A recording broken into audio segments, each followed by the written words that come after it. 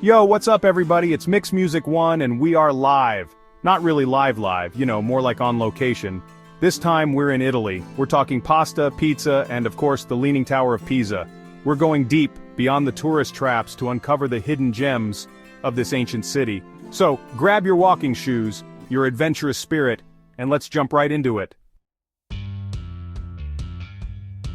Alright, let's kick things off with the star of the show, the Leaning Tower of Pisa. This isn't just some random architectural mishap. This bad boy dates back to the 12th century. And get this, it started leaning during construction. Can you imagine? You're laying bricks minding your own business, and suddenly, the whole thing starts to tip over.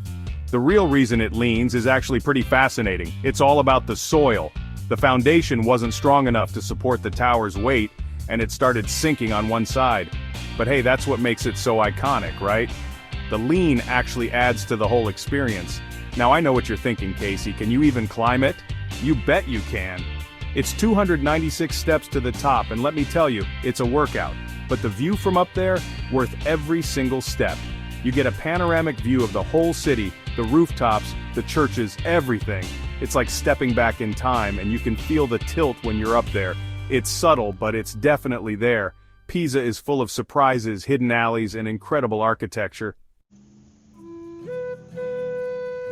Okay, so we've conquered the Leaning Tower, but right next door you've got the Pisa Cathedral.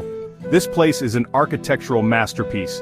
We're talking Romanesque grandeur at its finest. The facade is insane, all intricate carvings and white marble shimmering in the Italian sun. It's like something out of a history book, but better because you can actually touch it. Stepping inside is like entering another world. The interior is just as impressive as the exterior, with its massive dome, gold mosaics, and a sense of scale that just blows you away.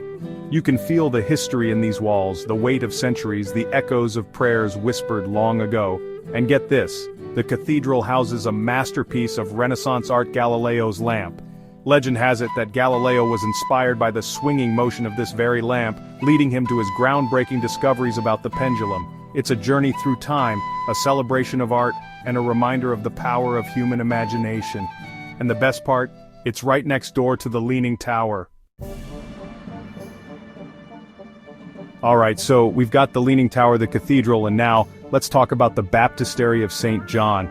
This place is wild. It's this massive round building, totally different from anything else in the Piazza dei Miracoli, and it's known for its incredible acoustics.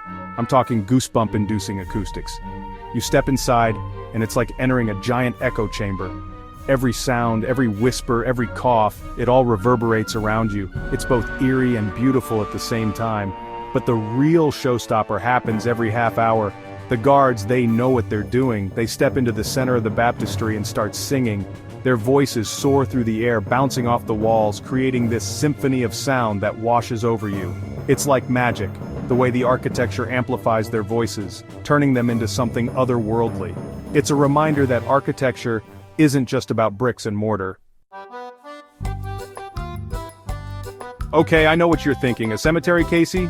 Really? But trust me on this one. The Camposanto Monumentale is unlike any cemetery you've ever seen. It's not about death here, it's about life, about history, about art. Imagine this, you walk through these massive Gothic arches, and you're surrounded by these incredible frescoes, some of the most important in all of Italy. These frescoes, they tell stories of saints and sinners, of triumphs and tragedies, of life and death. And then there are the sarcophagi, ancient Roman tombs repurposed to house the Pisan elite. You can practically feel the weight of history pressing down on you, the echoes of lives lived and lost. It's humbling, you know? During World War II, a bomb hit the roof and a fire broke out, damaging many of the frescoes. They left the scars, the burns, the reminders of that devastating day. Alright, we've seen the Leaning Tower, the cathedral, the baptistry, but there's still more to uncover. Hidden away in the heart of Piazza dei Miracoli is the Museo dell'Opera del Duomo. This place is like a treasure chest, packed with artifacts and artworks from the other monuments in the square. We're talking original sculptures, intricate carvings, and even some of the original tools used to build these incredible structures. It's like stepping behind the scenes, getting a glimpse into the minds of the artists and architects who created this masterpiece. One of the coolest things you'll find here is a collection of Islamic art and artifacts. Pisa was a powerful maritime republic, and they had a lot of contact with the Islamic world. The Museo dell'Opera del Duomo ties everything together, giving you a deeper understanding of the history, the art, and the culture of Pisa. It's like getting an extra dose of awesome after you've already been blown away. Okay, let's talk about the Piazza dei Miracoli itself. This place isn't just a square, it's a UNESCO World Heritage Site, and for good reason. It's like stepping into a living postcard with the Leaning Tower, the cathedral, the baptistry, and the Camposanto Monumental, all arranged in this perfect architectural harmony. But it's more than just a pretty picture. This square has been the heart of Pisa for centuries. It's where history happened, where empires rose and fell, where ideas were debated, where art flourished. Close your eyes for a second and imagine you're standing in the Piazza dei Miracoli. The sun is setting, casting a warm glow over the white marble.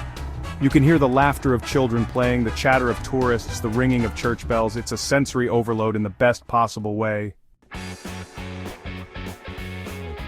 Now, if you're an art geek like me, you're going to love this next spot. Tucked away near the Piazza dei Miracoli is the Sinopi Museum.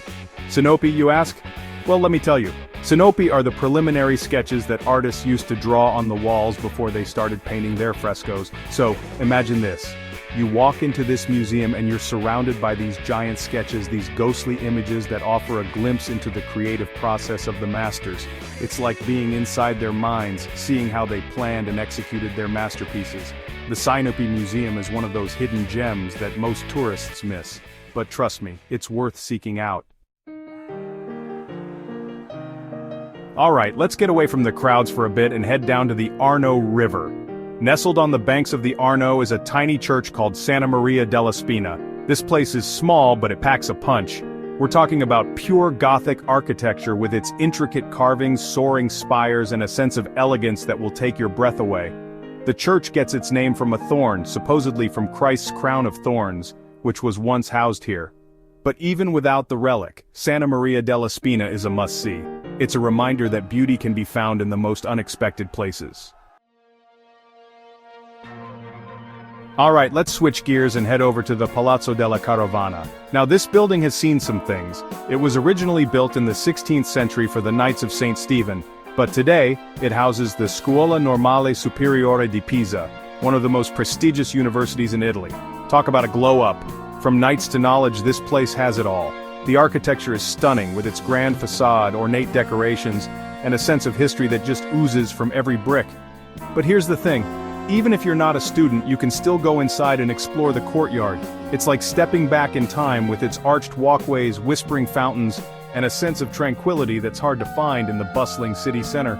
So take a stroll through the courtyard, soak in the atmosphere, and imagine the brilliant minds that have walked these halls. Okay, we've explored the historical side of Pisa. Now it's time to unwind and connect with nature. Just a short walk from the Leaning Tower, you'll find the Orto Botanico di Pisa, one of the oldest botanical gardens in the world. This place is a hidden gem, a green oasis in the heart of the city. Imagine this. You wander through these ancient trees, surrounded by exotic plants and flowers from all over the world. You can smell the fresh air, hear the birds singing, and feel the stress of the city melting away. The Orto Botanico di Pisa is divided into different sections, each with its own unique theme. You've got the medicinal garden, the aquatic garden, the greenhouse filled with tropical plants, and even a section dedicated to carnivorous plants. It's peaceful, it's serene, it's the perfect place to find your zen. Peace out, Pisa. We've climbed the Leaning Tower, explored ancient cathedrals, and even found our zen in a bamboo forest. Pisa is so much more than just a tilted tower. It's a city full of surprises, hidden gems, and a whole lot of history. So, what are you waiting for? Book that ticket, pack your bags, and get ready to discover the magic of Pisa for yourself. Until next time, keep exploring.